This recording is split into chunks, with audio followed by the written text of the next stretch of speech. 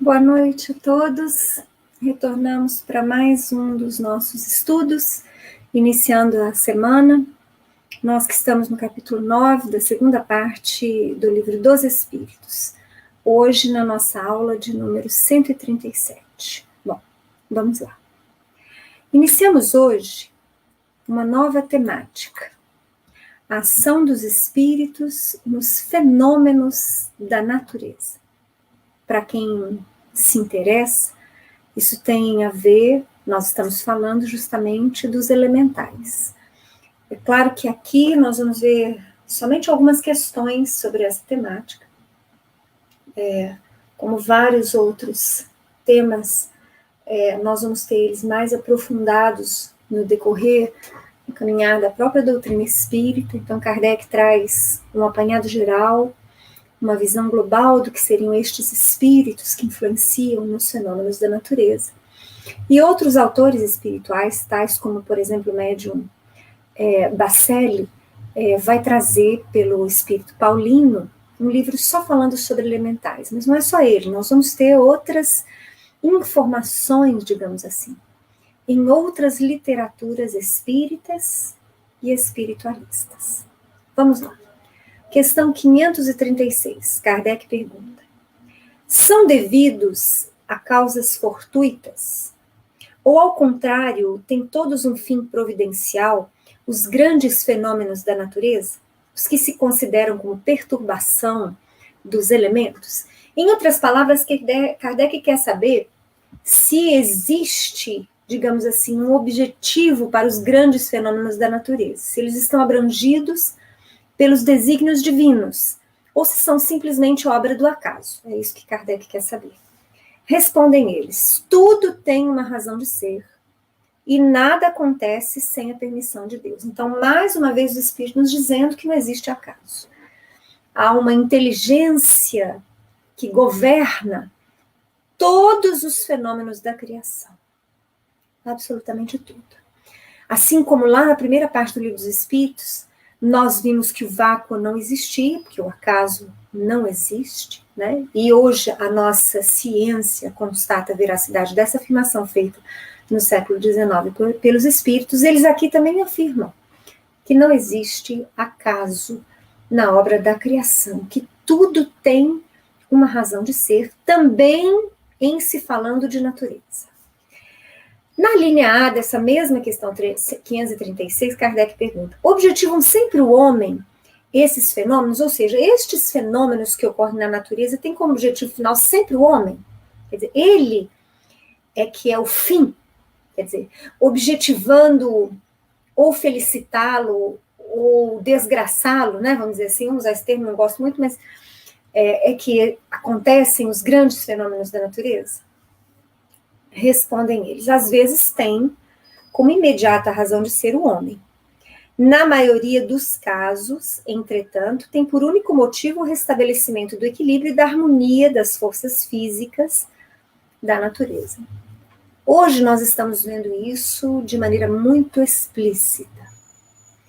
Muito daquilo que nós estamos colhendo da natureza, principalmente no campo das modificações, do que nós entendemos como sendo desequilíbrios, tem a sua origem hoje no homem, por conta do mau uso que o homem tem feito das suas forças e das forças da natureza. Quando eu falo mau uso das forças do homem, é porque ele está mal utilizando do seu poder, da sua inteligência, locupletando-se, abusando, esgotando as forças da natureza. E aí, naturalmente, os desajustes que ocorrem por conta destas ações humanas têm a sua origem no homem. Tem a sua origem no excesso de lixo, na poluição, no desmatamento excessivo, na inconsequência, na desfaçatez, na indiferença para com o ecossistema, para com o meio ambiente, nos seus mais amplos aspectos. Então, aquilo que o homem faz, provocando desequilíbrios, abusando do poder que ele possui, da autoridade que possui, na utilização da natureza, ele recolhe depois em consequências muitas vezes desastrosas, como nós temos acompanhado. Mas é muito importante que nós tenhamos em mente essa segunda parte dessa resposta, que via de regra, os movimentos da natureza, dos ecossistemas, do planeta em si, ocorrem pelo restabelecimento do equilíbrio e da harmonia das forças físicas. Então, veja só que interessante. Não obstante, muitas vezes, a origem do desequilíbrio ter sido humana, as respostas, o movimento que a natureza faz é no sentido de restabelecer o equilíbrio e a harmonia. É claro que, a princípio, muitas vezes, nós não podemos visualizar isso. Talvez muitas dessas buscas pelo reequilíbrio, somente as gerações futuras é que poderão ver se o homem não continuar destruindo. No entanto, é assim que se dá. Nós não temos na natureza, porque não temos nos desígnios divinos o ensejo de punição. Mas há um aprendizado. Então, a natureza não responde como consequências ao homem a título de puni-lo, mas ela busca restabelecer o equilíbrio e a harmonia, mas muitas vezes com fenômenos que, no plano mais imediato, acabam, digamos assim, por prejudicar a natureza humana, mas que a longo prazo buscam restabelecimento do ecossistema. Vamos continuar. Kardec pergunta na linha B. Concebemos perfeitamente que a vontade de Deus seja a causa primária nisto como em tudo. Porém, sabendo que os espíritos exercem ação sobre a matéria e que são os agentes da vontade de Deus, perguntamos se alguns dentre eles não exercerão certa influência sobre os elementos para os agitar, acalmar ou dirigir? Olha só que interessante a pergunta de Kardec. Vamos à resposta e depois a gente comenta. Evidentemente, nem poderia ser de outro modo. Deus não exerce ação direta sobre a matéria. Ele encontra agentes dedicados em todos os graus da escala dos mundos. Então, mais uma vez, vamos aqui falar de Deus. Concluindo, no início da nossa conversa, que nós ainda não sabemos o que é Deus. Nós temos uma pálida noção. Através dos esclarecimentos dos espíritos no século XIX, para nós ele é a força primária, é a força criadora, a inteligência suprema de todas as coisas, criador. Mas além disso a gente não vai. Há um limite para o nosso entendimento, e os próprios espíritos previram isto. Nós estudamos isso nas primeiras lições do Livro dos Espíritos, quando nos disseram que na medida em que nós nos distanciarmos da matéria, na medida em que nos tornarmos espíritos mais evoluídos, mais amadurecidos, e a evolução vai abranger o avanço intelecto e moral de todos nós. Então, somente na medida em que avançarmos evolutivamente, é que nós poderemos ir acessando mais características mais profundas sobre Deus. O que vale dizer que nós ainda estamos compreendendo Deus superficialmente. Então, nós já sabemos o que ele não é, mas não sabemos tudo o que ele é, ainda. Uma das coisas que a gente sabe que ele não é um senhor barbado sentado no trono, dando ordens diretas. Nós sabemos que Deus também não é aquele que se materializa, ou mesmo que acorre aos nossos chamados e com os seus braços espirituais, a sua ação direta e espiritual interfere nos nossos caminhos, atendendo às nossas rogativas. Não. Deus não é essa personagem. Nós sabemos, por outro lado, que Deus possui ministros, co-criadores que atuam sob a sua vontade e que com ele são unos, ou seja, estão tão profundamente unidos a ele que a ação destes espíritos celestiais é a vontade divina. tal como Jesus afirmou, eu e o Pai somos um. Eu não faço a minha vontade, mas a vontade que está no Pai. A vontade que é do Pai que está nos céus. Então, Jesus tentou nos explicar a sua relação com a força criadora, que ele chamou de Pai, facilitando o nosso entendimento e a nossa compreensão, uma vez que nós ainda temos profundos limites intelectuais, morais, evolutivos para a compreensão dessa força criadora. Então, Deus se faz representar em todos os mecanismos criadores, em todos os universos existentes, todos os planos vibratórios existentes, através de seus prepostos. Numa escala hierárquica que nós poderíamos afirmar para nós infinita, porque nós não podemos imaginar qual seja o espírito último na evolução, que se encontra, digamos assim, uno com o Pai. E mais ainda, nós não poderíamos imaginar a contento toda essa escala hierárquica descendente. Mas nós fazemos ideia que ela exista. Ou seja, as obras da criação são realizadas por espíritos celestiais, em nome de Deus. É por isso que em todos os tempos, desde a antiguidade, o homem busca entender o que ele antes chamava de deuses, porque não compreendia ainda a existência de uma única força criadora. Mas estes deuses, eles existem. Deuses com o D minúsculo, que nada mais são do que espíritos celestiais, ministros de Deus, anjos auxiliares de Jesus, governador espiritual da Terra, que atuam junto a todos os fenômenos que perfazem a nossa vida, tanto material quanto espiritual. Então, é claro que dentro deste contexto, que a gente resumidamente está apresentando, nós vamos entender que também os fenômenos da natureza possuem espíritos por eles responsáveis. É exatamente isso que eles respondem a Deus. Né? Que nós vamos encontrar agentes dedicados em todos os graus da escala dos mundos, ou seja, não é só uma característica da Terra, mundo de provas e de expiações. Nós vamos perceber essa escala hierárquica espiritual, onde o mais evoluído tem mais trabalho e mais responsabilidade, onde o menos evoluído tem menos trabalho e menos responsabilidade.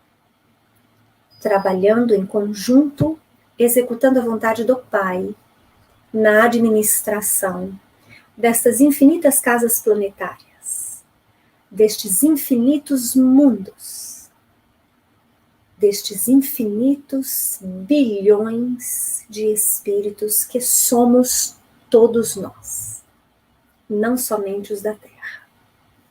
Vamos ver o que mais Kardec fala sobre isso. Na questão 537, ele pergunta: a mitologia dos antigos se fundava inteiramente em ideias espíritas, com a única diferença de que consideravam os espíritos como divindades. É aquilo que eu acabei de falar agora, são deuses com D minúsculo, né? Representavam esses deuses, ou esses espíritos, com atribuições especiais. Assim, uns eram encarregados dos ventos, outros do raio, outros de presidir ao fenômeno da vegetação, etc. Semelhante crença é totalmente destituída de fundamento? Então, querem saber, em resumo, né, se essa crença da antiguidade, né, que o espírito tal era responsável pelo fenômeno tal, o Deus tal era responsável pelo fenômeno, se isso tem algum fundamento, é a pergunta de Kardec. Tão pouco destituída é de fundamento, que ainda está muito aquém da verdade. Ou seja, os espíritos aqui reconhecem que esse entendimento ainda muito precário da antiguidade está muito aquém da verdade. Ou seja, nós podemos perceber a existência dessa obra de criação. É muito interessante quando você tem a oportunidade, por exemplo, de estudar um pouco sobre o Egito Antigo, E você percebe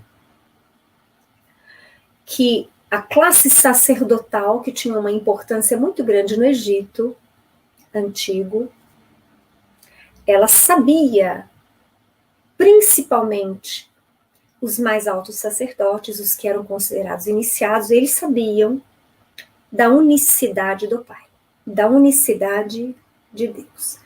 Mas eles permitiam que o povo tivesse ali os seus incontáveis gregos, como uma forma de manipular a população, pelo uso daquele politeísmo, né? Das doações, daquela comercialização que se fazia, por interesse político, enfim.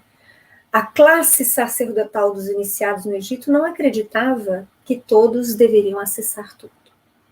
Era um privilégio, somente privilegiados é que tinham o conhecimento dessa verdade, da unicidade do Pai. Ao restante da população, era-lhes permitido, e induzidos mesmo, a acreditarem no politeísmo.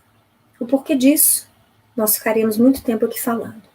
Era uma realidade. Durante muitos séculos, nós percebemos essa vontade do homem iniciático em guardar para si os seus segredos. Então, a população, aquilo que a população acessava, era muito precário, era muito primitivo. E é isso que os espíritos estão falando aqui. Muito aquém da verdade. Na linha A dessa mesma questão 537, Kardec pergunta: poderá então haver espíritos que habitem o interior da Terra e presidam aos fenômenos geológicos? Então, peraí. Então, tem alguma relação entre a tarefa de alguns espíritos e os fenômenos naturais. Então, tá. Vocês afirmaram isso. Então, será que pode ter espíritos habitando o interior da Terra responsável pelo fenômeno geológico? É aquilo que Kardec está perguntando. Eles respondem: tais espíritos não habitam positivamente a Terra. Presidem aos fenômenos e os dirigem de acordo com as atribuições que têm.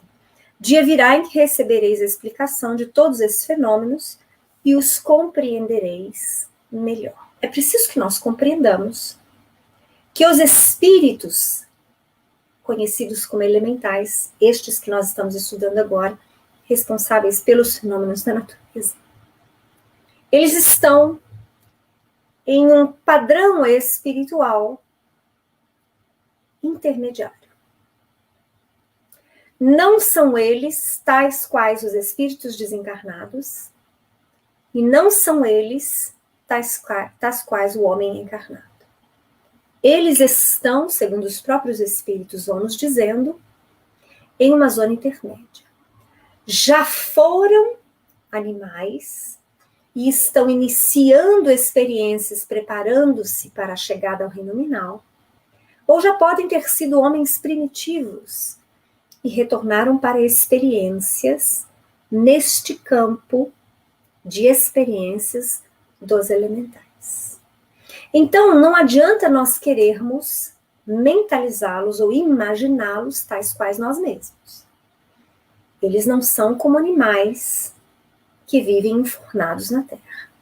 Eles habitam um outro plano vibratório que os liga sensivelmente às tarefas da natureza pelas quais eles são responsabilizados. Mas mesmo em relação a estes espíritos, nós vamos, claro, concluir, pela grande diversidade de fenômenos da natureza, nós os vamos ter em várias escalas de evolução dentro daquele aspecto de experiências que estão vivenciando. Em outras palavras, nós vamos ter o espírito chefe dos elementais e vamos ter aqueles elementais que realmente põem a mão na massa, executando as ordens. Vamos continuar para a gente entender um pouco mais sobre isso.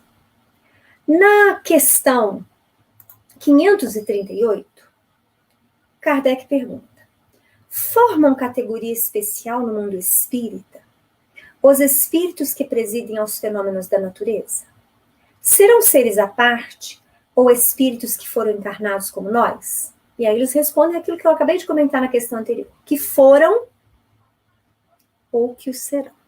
Então, que já foram homens primitivos e agora estão experienciando muitas vezes como chefes, né, dos elementais.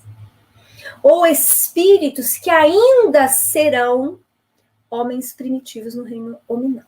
Então, eles estão numa zona intermédia de experiências para o princípio inteligente. Quando ele deixa de experienciar no reino animal e vai adentrar experiências no reino hominal. Estão, então, nessa zona intermédia, preparando-se. Não são mais animais, mas ainda não têm todas as características do homem, mesmo o primitivo. Estão numa zona intermédia. Ou a ele retornaram para a execução de tarefas. Vamos continuar. Questão 539. A produção de certos fenômenos, das tempestades, por exemplo, é obra de um só espírito ou muitos se reúnem, formando grandes massas para produzi-los? Então, Kardec quer saber se é uma tempestade, é um espírito só, um elemental só, que é necessário para que ele possa provocar aquela tempestade, ou são muitos? Reúnem-se em massas inumeráveis. Ou seja, aqueles que executam, que trabalham diretamente, provocando, originando os fenômenos da natureza, são em número incontável. É uma grande massa de espíritos. 540. É a próxima questão. Eu acho que eu pus errada a numeração aqui. Essa reúnem-se em massas inumeráveis é a questão 539, viu, gente? Deixa eu corrigir aqui agora, para não ficar confuso depois para vocês. Muito bem. Depois, na 540, pergunta Kardec.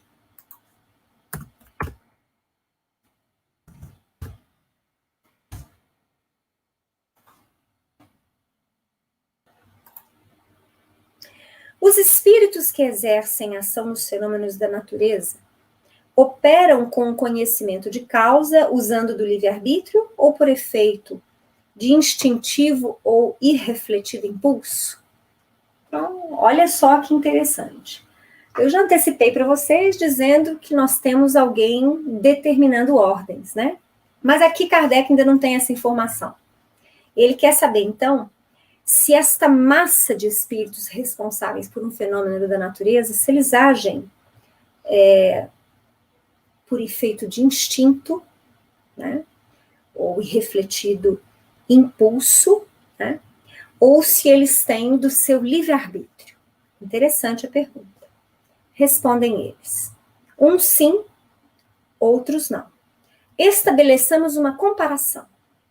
Considera essas miríades de animais que pouco a pouco fazem emergir do mar ilhas e arquipélagos. Ele está se referindo aos corais. Julgas que não há aí um fim providencial e que essa transformação da superfície do globo não seja necessária à harmonia geral? Entretanto, são animais de ínfima ordem que executam essas obras, provendo às suas necessidades e sem suspeitarem de que são instrumentos de Deus. Sem suspeitarem que são instrumentos de Deus. Pois bem, do mesmo modo, os espíritos mais atrasados oferecem utilidade ao conjunto. Enquanto se ensaiam para a vida, antes que tenham plena consciência de seus atos e estejam no gozo pleno do livre-arbítrio, atuam em certos fenômenos de que inconscientemente se constituem os seus agentes. Então, olha a informação. Estes espíritos, que se reúnem em massas consideráveis, que são os responsáveis pelos fenômenos da natureza, pelas tempestades, pelas erupções vulcânicas, pelos movimentos geológicos, não é? Pelos tsunamis, etc, etc, etc. Então, essas massas consideráveis de espíritos, olha só, eles se ensaiam para a vida, ou seja, eles ainda não têm todas as características do homem primitivo, eles estão se preparando para tal. O que vale dizer que neles ainda há uma inteligência primitiva, mais avançada do que a do animal, mas ainda inferior à do homem. Então, antes que eles tenham plena consciência de seus atos e estejam no gozo pleno do livre-arbítrio, quando a inteligência estiver realmente caracterizada, então antes que tenha consciência plena, antes que possam ter gozado o livre-arbítrio absoluto, eles são estes agentes destes fenômenos, que não têm muitas vezes raciocínio sobre o montante da sua tarefa, mas são agentes da vontade divina. Primeiramente, executam. Mais tarde, quando suas inteligências já houverem alcançado um certo desenvolvimento, ordenarão e dirigirão as coisas do mundo material. Ou seja, entre eles, há progresso. Há avanço da inteligência, da consciência e da moral. Assim como nós vamos perceber o mesmo avanço no campo nominal. Não há como comparar-se um homem hoje dito civilizado, nós que estamos aqui, que tivemos a oportunidade de estudar, que temos a oportunidade de acessar conceitos filosóficos, conceitos morais, religiosos e científicos. Não dá como você dizer que há uma igualdade entre nós e aqueles primeiros homens primitivos ainda da era paleozoica. Aquele Homo sapiens, o sapiens sapiens, ou antes dele o Neandertal. Há profundo e visível avanço. No entanto, é o mesmo princípio inteligente, que já foi o homem primitivo, e que hoje estagia como homem no século XXI, e que daqui a milhões de anos estará estagiando certamente no reino angelical. Então, há um progresso. Este progresso nós vamos ver do princípio inteligente desde o seu início, atravessando o mundo mineral, vegetal, animal, hominal e angelical. Não há um cessar.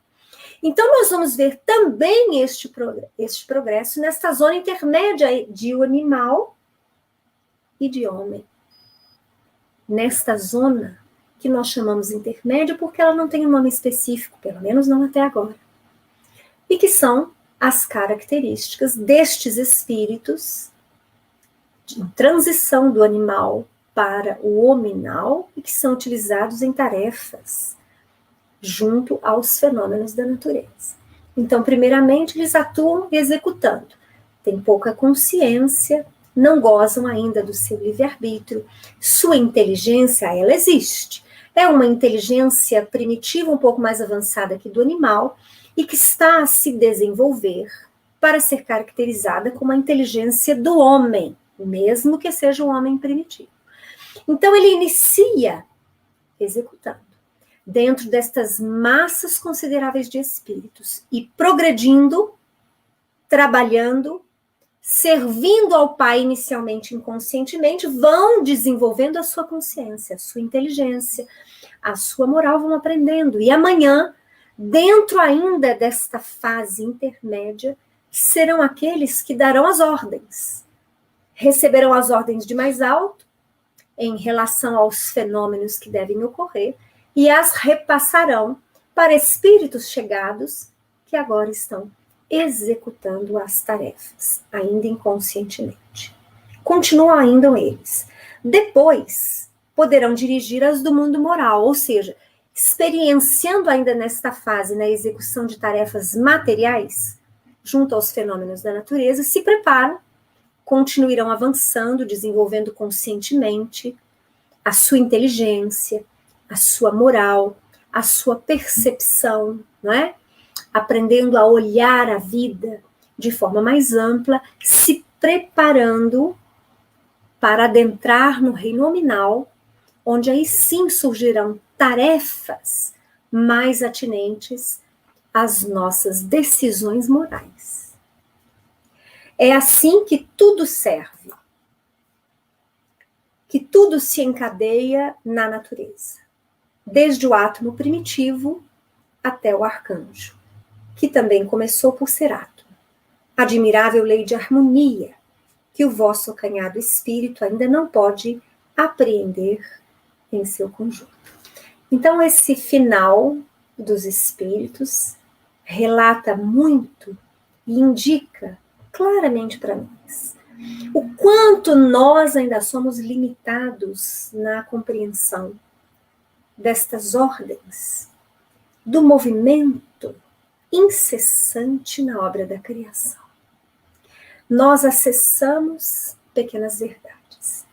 Pequenos esclarecimentos nos são prestados de tempos em tempos. Então, Kardec nos trouxe estas informações sobre estes espíritos no século XIX. Depois dele, várias outras mensagens escritas na Revista Espírita, ainda no século XIX, em outras obras espíritas e espiritistas, vem nos falando destes espíritos, que também são conhecidos como elementais. No entanto, por mais que nós os estudemos, nós ainda nos apercebemos da limitação da nossa compreensão. Mas, na natureza não há saltos. Também no campo da evolução caminha a nossa inteligência, o que vale dizer a nossa capacidade de compreensão. Então, que nós tenhamos paciência conosco, com as nossas limitações intelecto-morais, mas que nunca deixemos de buscar. Eu agradeço a presença da Denise, da Fernanda Reis, do Carlos Caiafa, da Maria Lúcia, agradeço a presença de todos aqueles que acompanham os nossos estudos, nos horários que lhes são permitidos. Amanhã a gente está de volta, dando continuidade ao nosso estudo, adentrando agora uma nova temática, os espíritos durante os combates.